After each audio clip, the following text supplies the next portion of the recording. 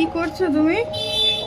আজকে না রান্না করার চেষ্টা করছি মানে তোমাকে তো একবার খাইয়েছিলাম না। কি এটা? Goalondo chicken, steamer chicken. তো কি লাগে জানো? না। চিকেন তো লাগবে। চিকেনের রেসিপি হচ্ছে পটাটো, আলু আলু আলু তুমি চাইলে স্কিপও করে দিতে পারো। পেঁয়াজ লাগবে, আর কি আর লাগবে? লাগবে লঙ্কা, হলুদ, হলুদ, লবণ, আদা, রসুন, তেল, বাস। ব্যাস, আর আর কিছু কিছু না? কিছু লাগবে না। এতেই হবে, কিন্তু এর কিছু স্পেশাল টেকনিক রয়েছে। টেকনিকটা হচ্ছে এই যে দেখো পেঁয়াজ, এটা তো নর্মাল রান্নাতে এই পেঁয়াজ লেগে যাবে, হুম। একটু বেশি করে পেঁয়াজ দিতে হবে। আচ্ছা।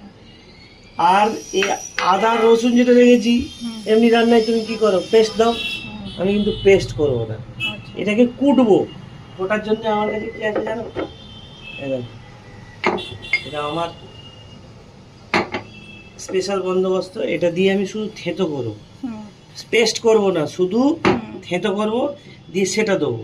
আর বেশি করে পেঁয়াজ আর তেলটা একটু বেশি লাগবে। আমি 500 গ্রাম তেলে, এই 500 গ্রাম চিকেনের জন্য এমনিতে যদি 200 গ্রাম, এই 100 গ্রাম তেল লাগায়, তাহলে ওখানে 150 গ্রাম তেল লাগবে। হলুদ, হলুদ এমনি রান্নায় যদি একটু ধরো 10-20 গ্রাম দিই, তাহলে ওখানে 30 গ্রাম লাগবে। এটা মাথায় রাখতে হবে। দিয়ে ভালো করে একে চটকাতে হবে। লঙ্কাগুলো গোটা রাখবো, আর দেখো অন্য কোনো মশলা দিব।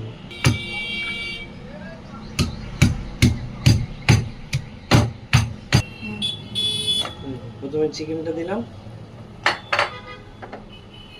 এবার এই আদা রসুনটা দেখো থেতো করেছি এরকম, দেখতে পেয়েছো? পুরো মিহি করবে না, এরকম করলাম। হ্যাঁ, রসুন, এই হলুদ এতটা এমনি রান্নায়, এটা একটু বেশি। লবণ তো স্বাদ মতো দিয়ে দিলাম। পেঁয়াজ দেখো, এটা নর্মাল, আর এটা হচ্ছে এই, আরো একটু দিলাম।